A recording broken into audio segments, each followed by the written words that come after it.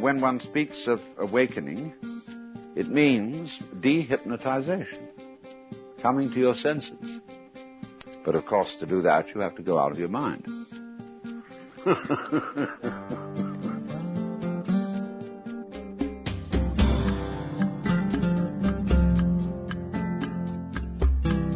Sounds True presents Out of Your Mind, essential listening from the Alan Watts audio archives.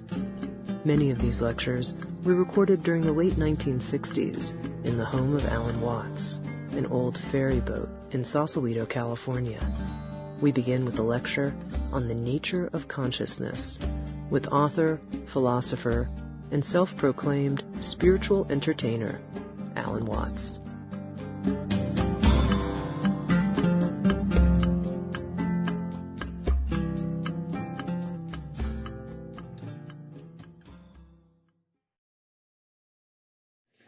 I find it a little difficult to say what the subject matter of this seminar is going to be, because it's too fundamental to give it a title. I'm going to talk about what there is. Now, the first thing, though, that we have to do is to get our perspectives with some background about the basic ideas which, as Westerners living today in the United States, influence our everyday common sense, our fundamental notions about what life is about. And there are historical origins for this, which influence us more strongly than most people realize. Ideas of the world which are built into the very nature of the language we use and of our ideas of logic and of what makes sense altogether. And these basic ideas I call myth, not using the word myth to mean simply something untrue, but to use the word myth in a more powerful sense. A myth is an image in terms of which we try to make sense of the world. And we at present are living under the influence of two very powerful images, which are, in the present state of scientific knowledge, inadequate. And one of our major problems today is to find an adequate, satisfying image of the world. Well, that's what I'm going to talk about. And I'm going to go further than that, not only what image of the world to have, but how we can get our sensations and our feelings in accordance with the most sensible image of the world that we can manage to conceive. All right, now, the two images which we have been working under for 2,000 years and maybe more are what I would call two models of the universe, and the first is called the ceramic model, and the second, the fully automatic model. The ceramic model of the universe is based on the book of Genesis, from which Judaism, Islam, and Christianity derive their basic picture of the world. And the image of the world in the book of Genesis is that the world is an artifact. It is made. As a potter takes clay and forms pots out of it, or as a carpenter takes wood and makes tables and chairs out of it. Don't forget, Jesus is the son of a carpenter, and also the Son of God. So the image of God and of the world is based on the idea of God as a technician, potter, carpenter, architect, who has in mind a plan and who fashions the universe in accordance with that plan. So basic to this image of the world is the notion, you see, that the world consists of stuff, basically. Primordial matter, substance, stuff, as pots are made of clay. And the potter imposes his will on it. and makes it become whatever he wants. And so in the book of Genesis, the Lord God creates Adam out of the dust of the earth. In other words, he makes a clay figurine, and then he breathes into it, and it becomes alive. Because the clay becomes informed. By itself it is formless, it has no intelligence, and therefore it requires an external intelligence and an external energy to bring it to life and to put some sense into it. And so in this way, we inherit a conception of ourselves as being artifacts, as being made. And it is perfectly natural in our culture for a child to ask its mother, how was I made? Or who made me? And this is a very, very powerful idea, but for example, it is not shared by the Chinese or by the Hindus. A Chinese child would not ask its mother, how was I made? A Chinese child might ask its mother, how did I grow? Which is an entirely different procedure from making. You see, when you make something, you put it together, you arrange parts, or you from the outside to the in, as a sculptor works on a stone or as the potter works on clay. But when you watch something growing, it works in exactly the opposite direction.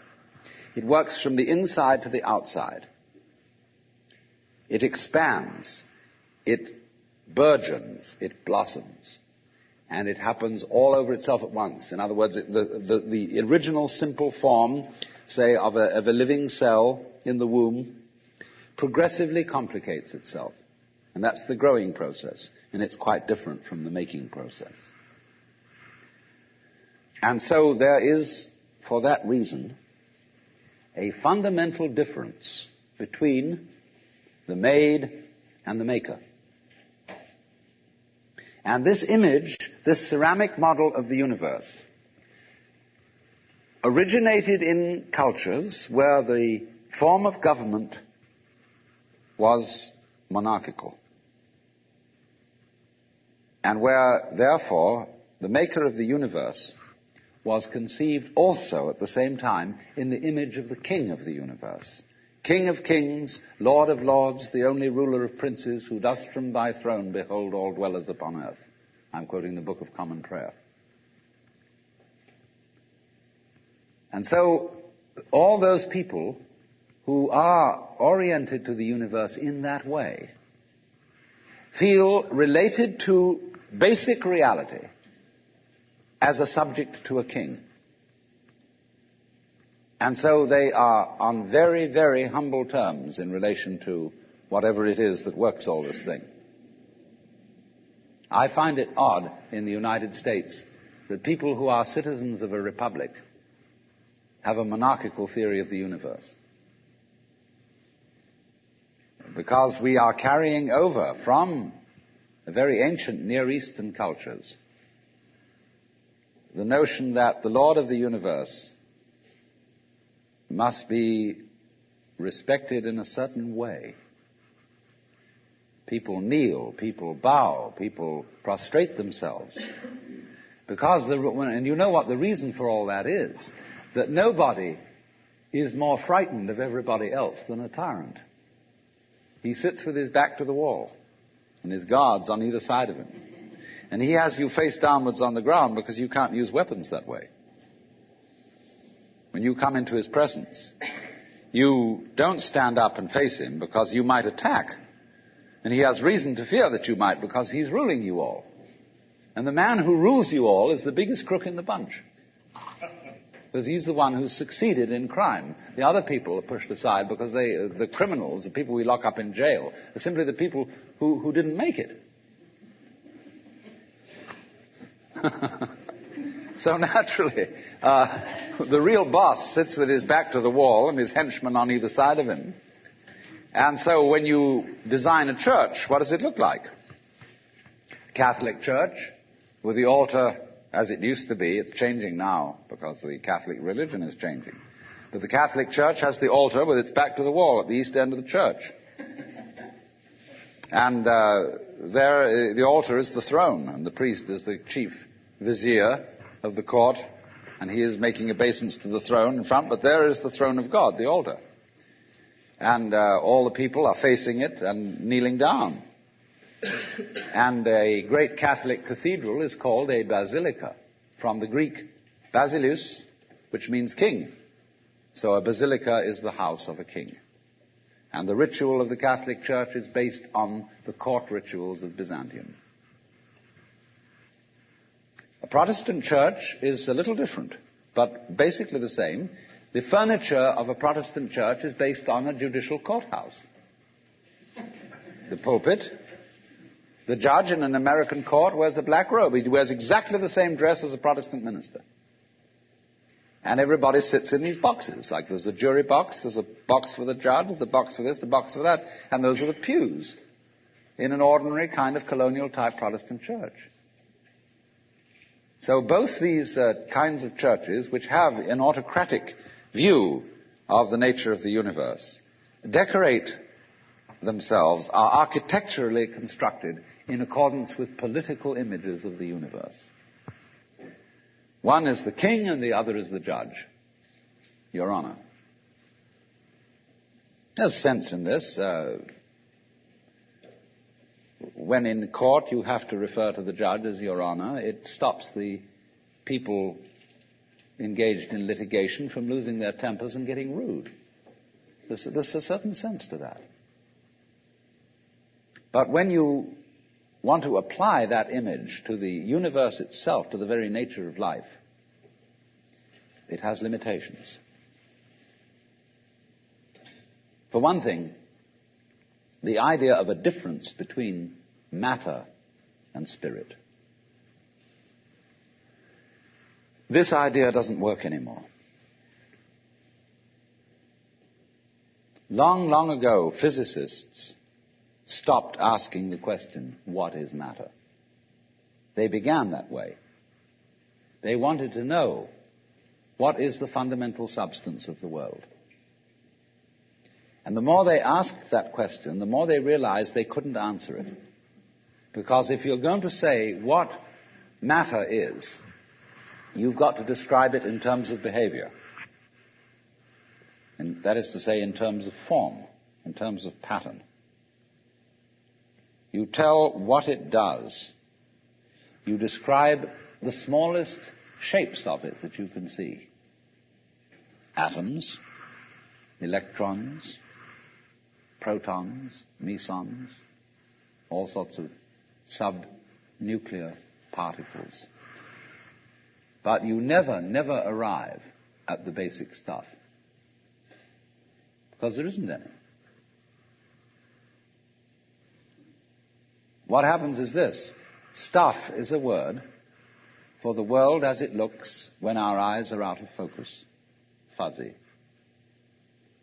Stuff, the idea of stuff is that it's undifferentiated. It's some kind of a goo. And when your eyes are not in sharp focus, everything looks fuzzy. When you get your eyes into focus, you see a form, you see a pattern. And so all that we can talk about is patterns. So the picture of the world in the most sophisticated physics of today is not formed stuff, potted clay, but pattern.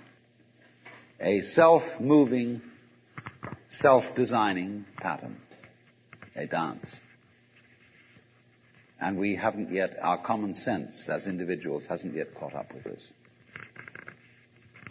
Well, now, in the course of time, in the evolution of Western thought, the ceramic image of the world ran into trouble and changed into what I call the fully automatic model or image of the world. In other words, Western science was based on the idea that there are laws of nature. And it got that idea from Judaism and Christianity and Islam. That, in other words, the potter, the maker of the world, in the beginning of things, laid down the laws. And the law of God, which is also the law of nature. It's called the Logos. And in Christianity, the Logos is the second person of the Trinity, incarnate as Jesus Christ, who thereby is the perfect exemplar of the divine law.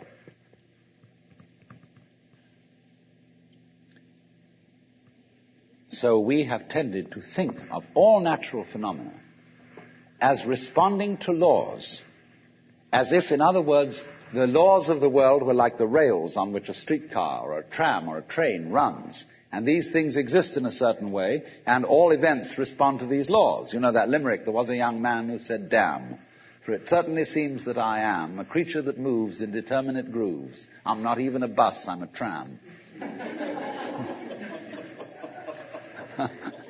So, here's this idea that there's a kind of a plan, and everything responds and obeys that plan. Well, in the 18th century, Western intellectuals began to suspect this idea. And what they suspected is whether there is a lawmaker,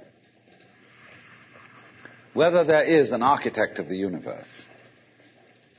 And they found out, or they reasoned, that you don't have to suppose that there is. Why? Because the hypothesis of God does not help us to make any predictions.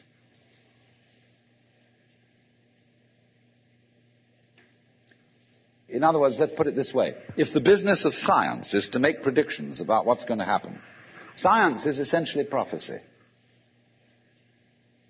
What's going to happen? By studying the behavior of the past and describing it carefully, we can make predictions about what's going to happen in the future. That's really the whole of science.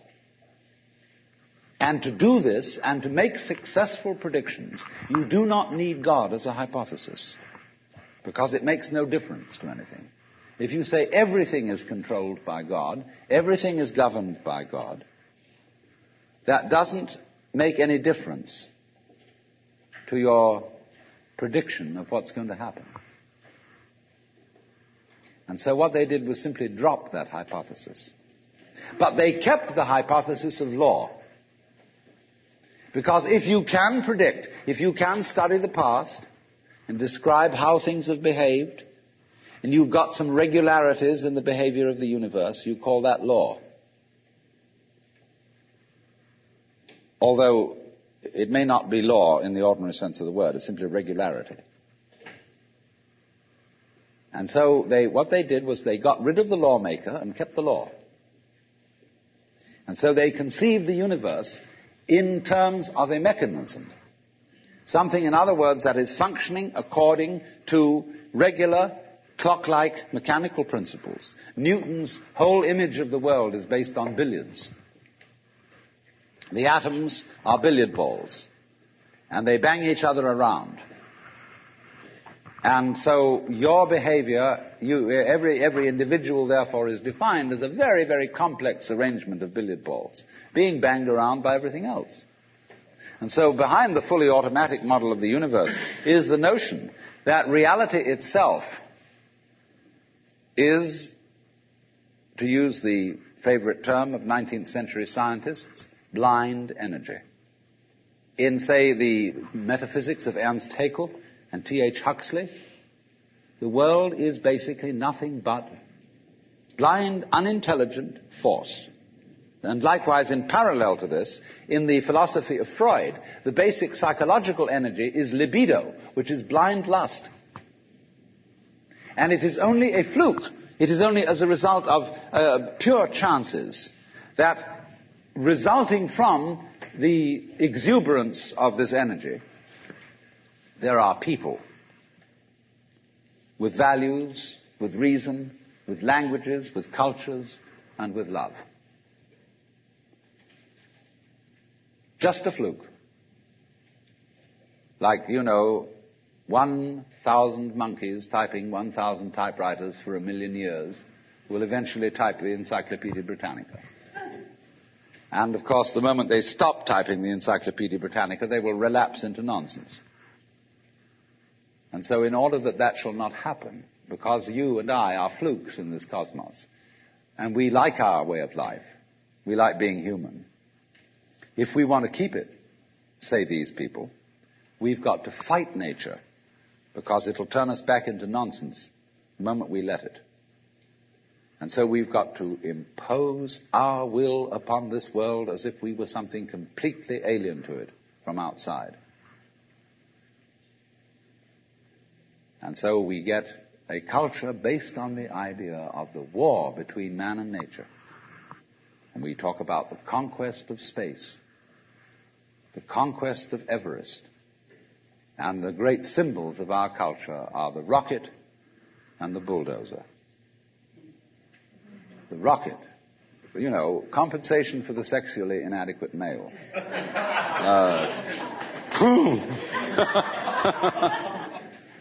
So we're going to conquer space. We're in space already, way out. If anybody cared to be sensitive and let what's outside space come to you, you can, if your eyes are clear enough.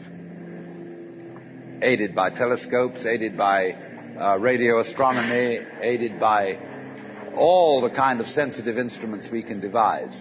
We are as far out in space as we're ever going to get. But, sensitivity isn't the pitch. Especially in the WASP culture of the United States, we define manliness in terms of aggression. You see, because we're a little bit frightened as to whether we are really men. And so we put on this great show of being a tough guy. It's completely unnecessary. If you have what it takes, you don't need to put on that show. You don't need to beat nature into submission. Why be hostile to nature? Because after all, you are a symptom of nature. You, as a human being, you grow out of this physical universe in just exactly the same way that an apple grows off an apple tree. So let's say the tree which grows apples is a tree which apples, using apple as a verb. And a world in which human beings arrive is a world that peoples. And so the existence of people is symptomatic of the kind of universe we live in. Just as spots on somebody's skin are symptomatic of chickenpox. But we have been brought up by reason of our two great myths, the ceramic and the fully automatic, not to feel that we belong in the world. So our popular speech reflects it. We say, I came into this world. You didn't. You came out of it. We say, face facts.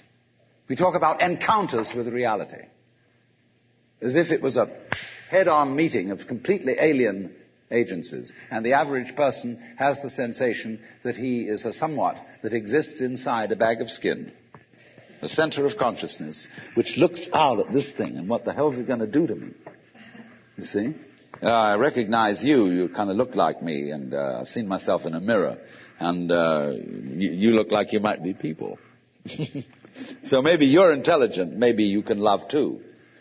And perhaps you're all right. Some of you are anyway. If you've got the right color of skin, or you have the right religion, or whatever it is, you're okay. But there are all those people over in Asia, Africa, and they may not really be people. When you want to destroy someone, you always define them as unpeople. Not really human. Monkeys maybe, idiots maybe, machines maybe, but not people.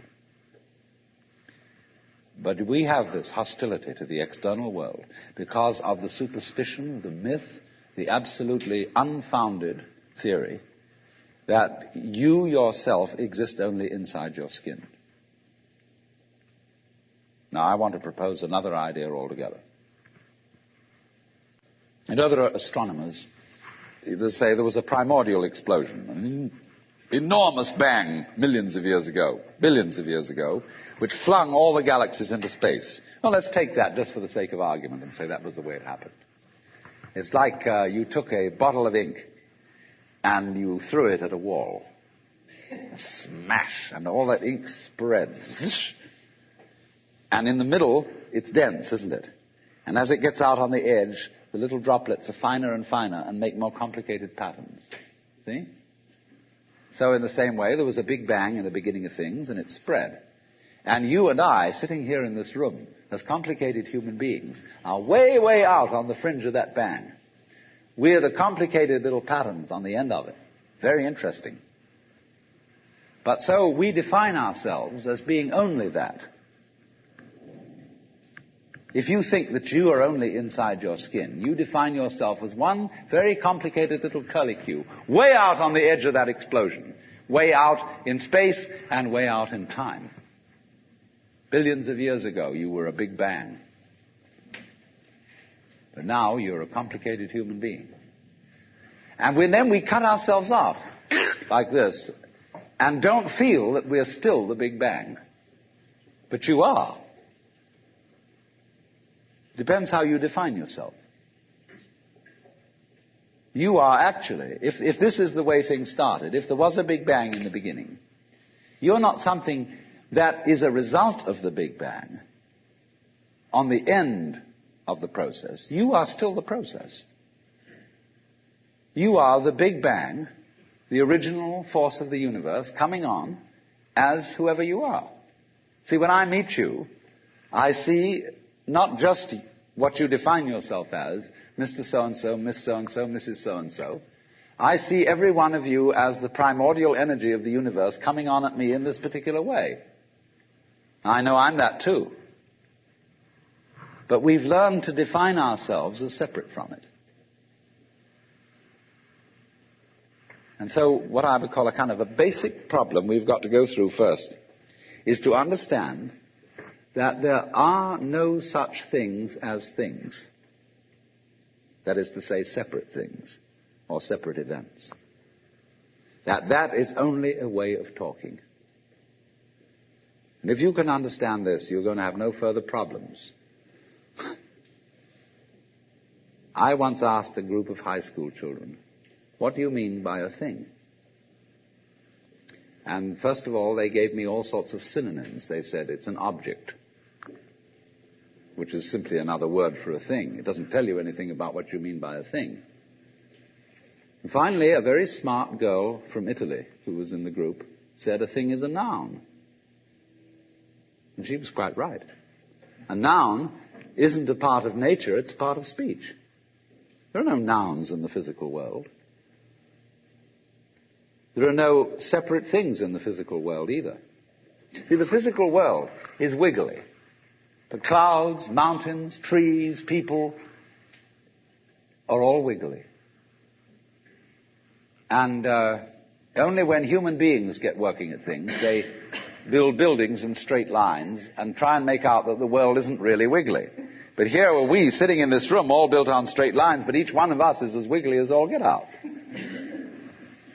Now then, when you want to get control of something that wiggles, it's pretty difficult, isn't it? You try and pick up a fish in your hands, and the fish is wiggly and it slips out. What do you do to get hold of a fish? You use a net. And so the net is the basic thing we have for getting hold of the wiggly world. And so if you want to get hold of this wiggle, you've got to put a net over it. And I can number the holes in a net. So many holes up, so many holes across. And if I can number these holes, I can count exactly where each wiggle is in terms of a hole in that net. And that's the beginning of calculus, the art of measuring the world. But in order to do that, I've got to break up the wiggle into bits. And I've got to call this a specific bit, and this the next bit of the wiggle, and this the next bit, and this the next bit of the wiggle. And so these bits are things or events. Bits of wiggles, which I mark out in order to talk about the wiggle, in order to measure it, and therefore in order to control it. But in nature, in fact, in the physical world, the wiggle isn't bitted. Like you don't get a cut-up fryer out of an egg. But you have to cut the chicken up in order to eat it. You bite it. But it doesn't come bitten. So the world doesn't come thinged. It doesn't come evented. You and I are all as much continuous with the physical universe as a wave is continuous with the ocean. The ocean waves, and the universe peoples. And as the wave, I wave at you and say, you! The world is waving at me with you. And saying, hi, I'm here. But our consciousness, the way we feel and sense our existence, being based on a myth that we are made, that we are parts, that we are things, our consciousness has been influenced so that each one of us does not feel that. We feel we have been hypnotized, literally hypnotized, by social convention into feeling and sensing that we exist only inside our skins. That we are not the original bang, but just something out on the end of it. And therefore we are scared stiff. Because my wave is going to disappear. And I'm going to die. And that would be awful. We've got a mythology going now, which, as Father Maskell put it, we're nothing but something that happens between the maternity ward and the crematorium. And that's it. And therefore everybody feels unhappy and miserable. You know, this is what people really believe today. You may go to church, you may say you believe in this, that, and the other, but you don't. Even Jehovah's Witnesses, who are the most fundamentalists, they're polite when they come round and knock at the door. But if you really believed in Christianity, you would be screaming in the streets. But nobody does. You would be taking full-page ads in the paper every day. You would have the most terrifying television programs. The churches would be going out of their minds if they really believe what they teach. But they don't. They think they ought to believe what they teach. They believe they should believe, but they don't believe it. Because what we really believe is the fully automatic model. And that is our basic, plausible common sense. You are a fluke. You are a separate event. And you run from the maternity ward to the crematorium, and that's it, baby. That's it. Now, why does anybody think that way? There's no reason to, because it isn't even scientific. It's just a myth. And it's invented by people who wanted to feel a certain way. They want to play a certain game. See, the game of God got embarrassing. The idea of God as the potter, the architect of the universe, is good. And it makes you feel that life is, after all, important. There is someone who cares. It has meaning. It has sense. And you are valuable in the eyes of the Father. But after a while, it gets embarrassing. And you realize that everything you do is being watched by God. He knows your tiniest, inmost feelings and thoughts. And you say after a while, quit bugging me. I don't want you around. So you become an atheist. Just to get rid of it. Then you feel terrible after that because you got rid of God, but that means you got rid of yourself. You're just nothing but a machine. And your idea that you're a machine is just a machine too. So if you're a smart kid, you commit suicide. Camus said there is only really one serious philosophical question, which is whether or not to commit suicide. I think there are 4 or 5 serious philosophical questions. The first one is, who started it? The second is, are we going to make it? The third is, where are we going to put it? The fourth is, who's going to clean up? And the fifth, is it serious? But still, should you or not commit suicide? This is a good question. Why go on? And you only go on if the game is worth the candle. Now, the universe has been going on for an incredible long time. And so, really, a satisfactory theory of the universe has to be one that's worth betting on. It seems to me, absolutely elementary common sense. If you make a theory of the universe which isn't worth betting on, Why bother? Just commit suicide. But if you want to go on playing the game, you've got to have an optimal theory for playing the game. Otherwise, there's no point in it. But the people who coined the fully automatic theory of the universe were playing a very funny game. What they wanted to say was this: all you people who believe in religion are old ladies and wishful thinkers. You've got a big daddy up there and you want a comfort and thing, but life is rough. Life is tough. And success goes to the most hard-headed people. That was a very convenient theory when the European-American world was colonizing the natives everywhere else. They said, we are the end product of evolution, and we're tough. See, I'm a big, strong guy because I face facts, and life is just a bunch of junk, and I'm going to impose my will on it and turn it into something else, you see. And I'm real hard. See, that's a way of flattering yourself. And so it has become academically plausible and fashionable that this is the way the world works. In academic circles, no other theory of the world than the fully automatic model is respectable. Because if you're an academic person, you've got to be an intellectually tough person. You've got to be prickly. See, there are basically two kinds of philosophy. One's called prickles, the other's called goo. And prickly people are precise, rigorous, logical. They like everything chopped up and clear. Goo people like it vague. For example, in physics, prickly people believe that the ultimate constituents of matter are particles. Goo people believe it's waves. And in philosophy, prickly people are logical positivists and goo people are idealists. And they're always arguing with each other. But what they don't realize is that neither one can take his position without the other person. Because you wouldn't know you advocated prickles unless there was somebody else advocating goo. You wouldn't know what a prickle was unless you knew what goo was. Because life is not either prickles or goo. It's gooey prickles and prickly goo. And they go together like back and front, male and female. And that's the answer to philosophy. See, I'm a philosopher. And I'm not going to argue very much because if you don't argue with me, I don't know what I think. So if we argue, I say thank you.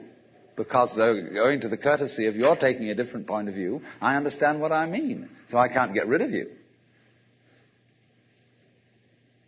But however, you see, this whole idea that the universe is just nothing at all but unintelligent force playing around and not even enjoying it is a put-down theory of the world.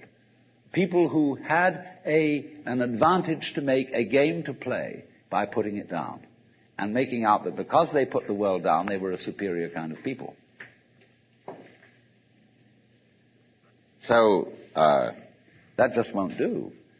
We've had it. Because if you seriously go along with this idea of the world, you're what is technically called alienated. You feel hostile to the world. You feel that the world is a trap. It is a mechanism, it's electronic and neurological mechanisms into which you somehow got caught. And you, poor thing, have to put up with being in a body that's falling apart and that gets cancer, that gets the great Siberian itch, and it's just terrible.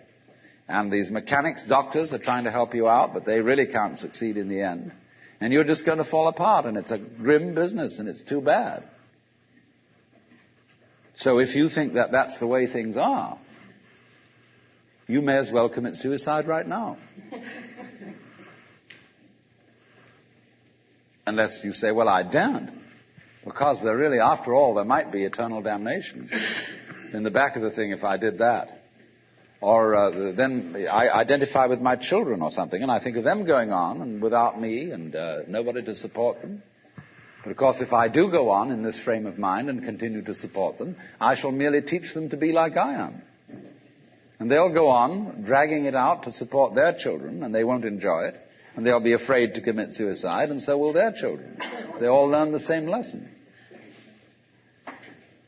So you see, all I'm trying to say is that the basic common sense about the nature of the world that is influencing most people in the United States today, the fully automatic model, is simply a myth. If you want to say that the idea of God the Father with his white beard on the golden throne is a myth, in the bad sense of the word myth, so is this other one. It's just as phony and has just as little to support it as being the true state of affairs. Why? And let's get this clear. If there is any such thing at all as intelligence and love and beauty, well, you found it in other people. In other words, it exists in us as human beings. And as I said, if it is there in us, it is symptomatic of the scheme of things. We are as symptomatic of the scheme of things as the apples are symptomatic of the apple tree or the rose of the rose bush.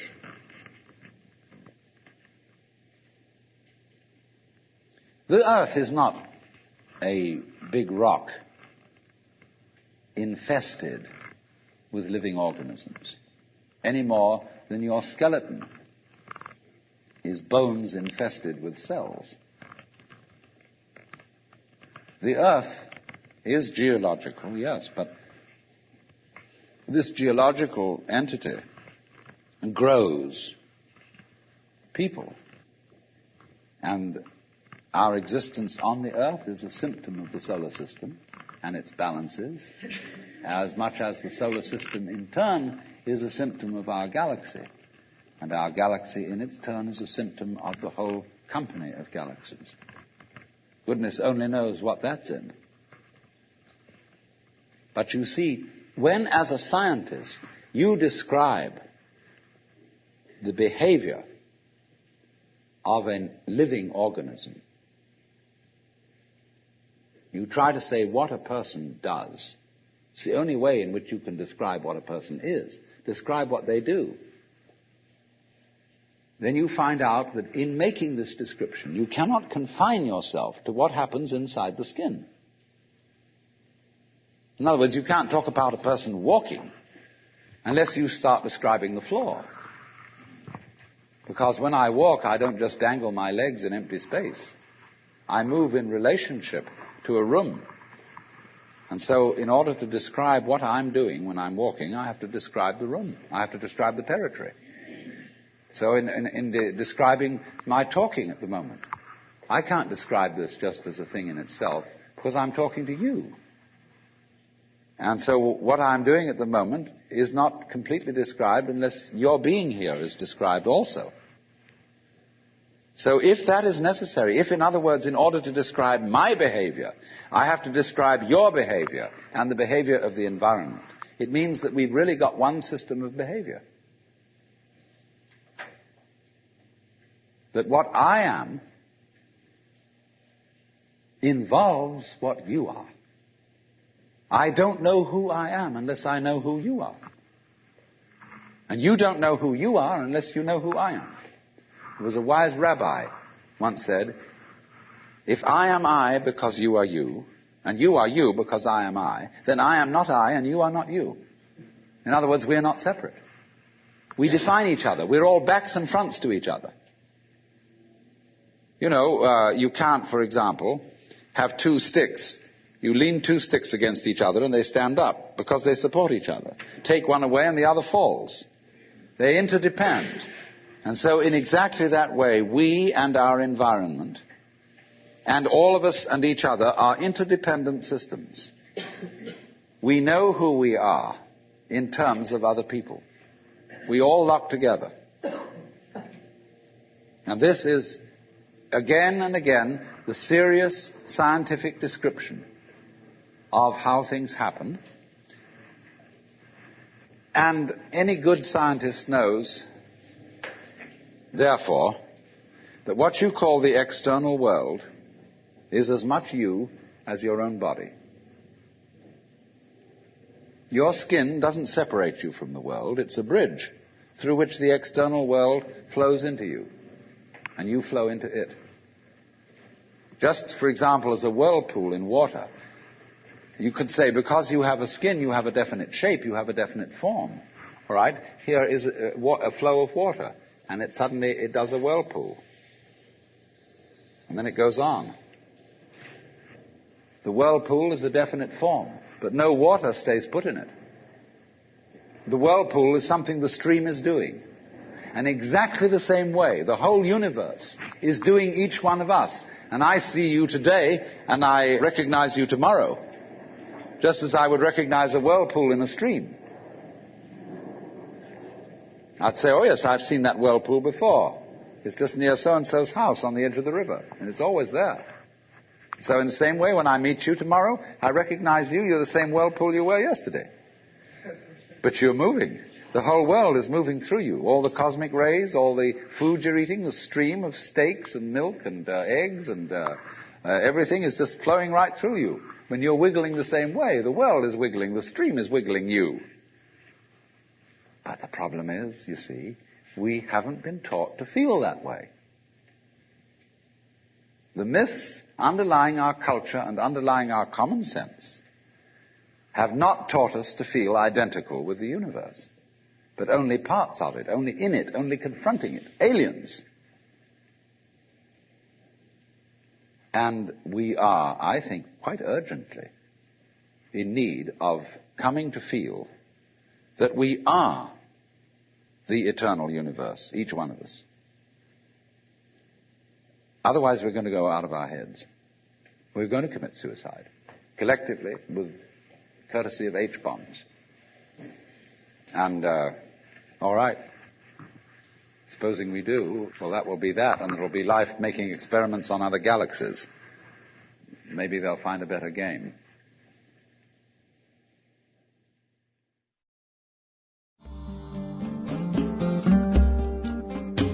Out of Your Mind now continues with the next lecture from the Nature of Consciousness lecture series.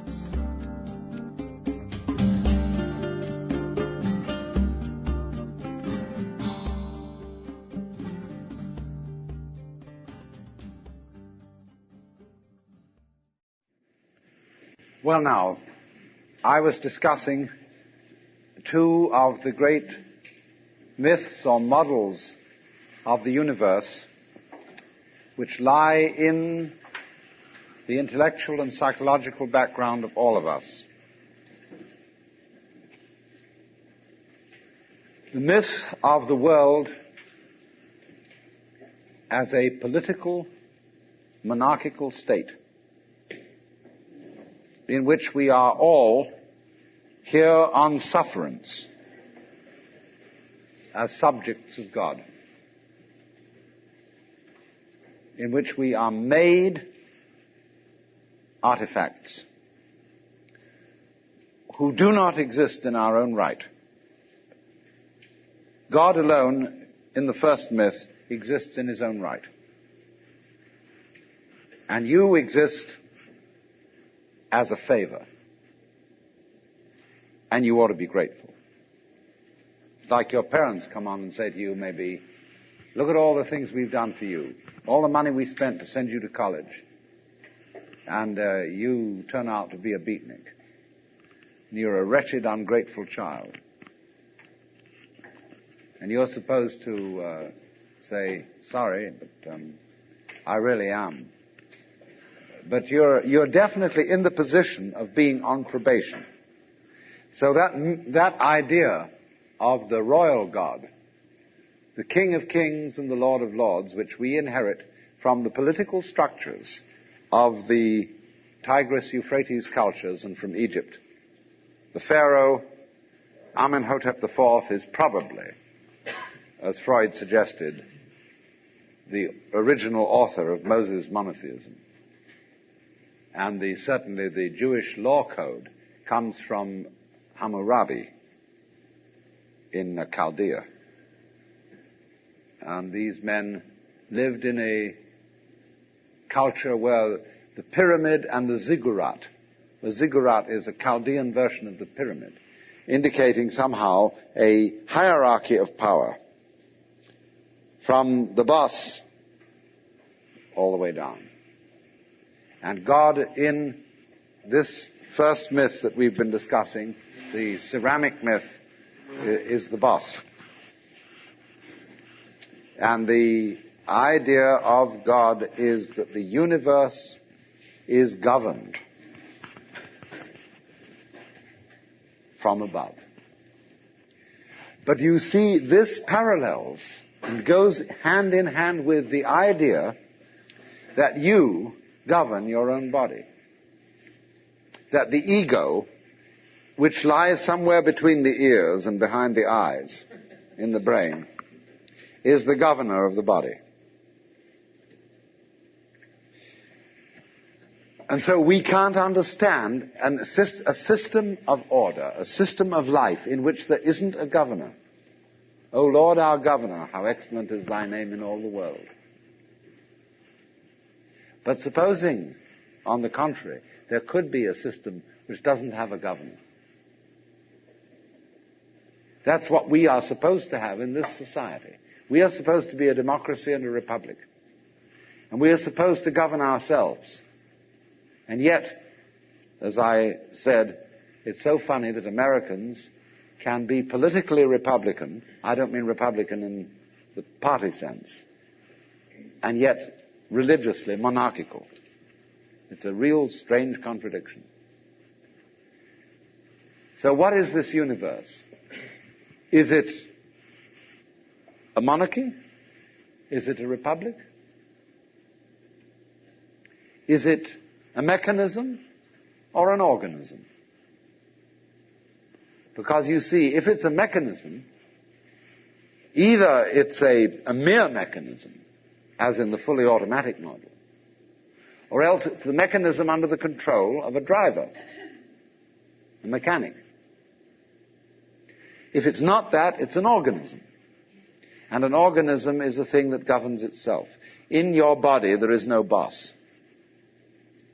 You can argue, for example, that the brain is a gadget evolved by the stomach in order to serve the stomach for the purposes of getting food. Or you can argue that the stomach is a gadget evolved by the brain to feed it and keep it alive. Whose game is this? Is it the brain's game or the stomach's game? It doesn't make, actually, they're mutual. The brain implies the stomach implies the brain, and neither of them is the boss. You know that story about all the limbs of the body? Said, the hands said, we do all our work. The feet said, we do our work. The mouth said, we do all the chewing. And here's this lazy stomach who just gets it all and doesn't do a thing. He doesn't do any work. So let's go on strike. And the hands refused to carry, the feet refused to walk, the mouth refused to chew. And said, now, we're on strike against the stomach. But after a while, all of them found themselves getting weaker and weaker and weaker and weaker because they didn't recognize that the stomach fed them. So, there is the possibility then that we are not in the kind of system that these two myths delineate, that we are not living in a world where we ourselves, in the deepest sense of self, are outside reality and somehow in a position that we have to bow down to it and say, as a great favor, please preserve us in existence. Nor are we in a system which is merely mechanical and in which we are nothing but flukes trapped in the electrical wiring of a nervous system which is fundamentally rather inefficiently arranged. What's the alternative? Well, we can put the alternative in another image altogether. And I will call this not the ceramic image, not the fully automatic image, but the dramatic image. consider the world as a drama. What's the basis of all drama? The basis of all stories, of all plots, of all happenings. It's the game of hide and seek. You get a baby. What's the fundamental first game you play with a baby? You put a book in front of your face and you peek at the baby like this. The baby starts giggling. Because the baby is close to the origins of life. It comes from the womb really knowing what it's all about, but it can't put it into words. See, what every child psychologist really wants to know is to get a baby to talk psychological jargon and explain how it feels. But the baby knows. You do this and this, and the baby starts laughing. Because the baby is a recent incarnation of God. And the baby knows, therefore, that hide and seek is the basic game. See, before, when we were children, we were taught 1, 2, 3 and ABC. But we weren't sat down on our mother's knees and taught the game of black and white. That's the thing that was left out of all our educations. That life is not a conflict between opposites, but a polarity. The difference between a conflict and a polarity is simply, when you say about opposite things, we sometimes use the expression, these two things are the poles apart. You say, for example, with someone with whom you totally disagree, I'm the poles apart from this person. But your very saying that gives the show away. Poles. Poles are the opposite ends of one magnet. And if you take a magnet, it's a north pole and a south pole. All right, chop off the south pole. Move it away. The piece you've got left creates a new south pole. You never get rid of the south pole. Things may be the poles apart, but they go together. And you can't have the one without the other. That's the basic idea of polarity. But what we are trying to imagine is the encounter of forces that come from absolutely opposed realms that have nothing in common. When we say of two personality types that they're the poles apart, we are trying to think eccentrically instead of concentrically. And so, in this way, we haven't realized that life and death, black and white, good and evil, being and non-being, come from the same center. They imply each other, so that you wouldn't know the one without the other. Now, I'm not saying that that's bad. That's fun. You are playing the game. That you don't know that self and other go together in just the same way as the two poles of a magnet. So that when anybody in our culture says, slips into the state of consciousness where they suddenly find this to be true and they come on and say, I'm God, we say, you're insane. Now, it's very difficult. You can very easily slip into the state of consciousness where you feel you're God. It can happen to anyone. Just in the same way as you can get the flu or measles or something like that, you can slip into the state of consciousness. When you get it, it depends upon your background and your training as to how you're going to interpret it. If you've got the idea of God that comes from popular Christianity, God as the governor, the political head of the world, and you think you're God, then you say to everybody, well, you should bow down and worship me. But if you're a member of Hindu culture, and you suddenly tell all your friends, I'm God, instead of saying you're insane, they say, congratulations, at last you found out. Because their idea of God is not the autocratic governor. When they make images of Shiva, say he has 10 arms. How would you use 10 arms? It's hard enough to use 2. You know, if you play the organ, you've got to use your 2 feet and your 2 hands. And you play different rhythms with each member. It's kind of tricky. But actually, we're all masters at this. Because how do you grow each hair without having to think about it? Each nerve. How do you beat your heart and digest with your stomach at the same time? You don't have to think about it. In your very body, you are omnipotent in the true sense of omnipotence, which is that you are able to be omnipotent. You are able to do all these things without having to think about it. When I was a child, I used to ask my mother, of course, all sorts of ridiculous questions that every child asks. And when she got bored with my questions, she'd say, darling, there are some things we're just not meant to know. Well, I said, will we ever know? She said, yes, of course, when we die and go to heaven, God will make everything plain. So I used to imagine that on wet afternoons in heaven, we'd all sit around the throne of grace and say to God, well, now, why did you do this? And how did you do that? And he would explain it to us. Heavenly Father, why are the leaves green? And he would say, because of the chlorophyll. And we'd say, oh.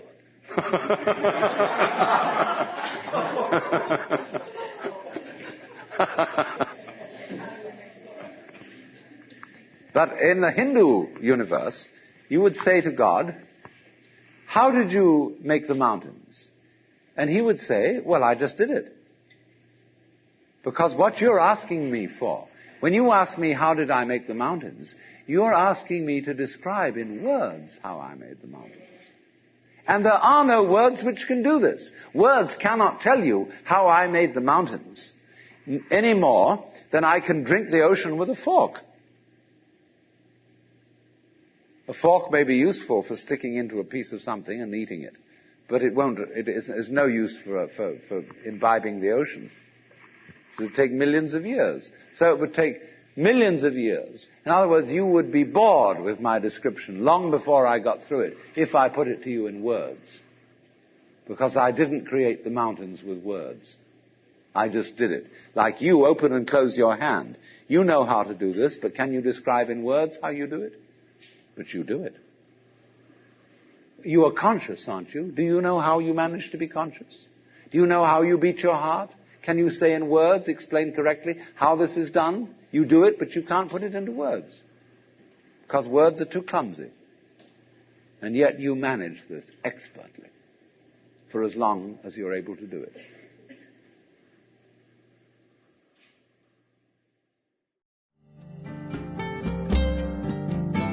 This concludes Session 1 of Out of Your Mind, Essential Listening from the Alan Watts Audio Archives. Our program continues with Session 2.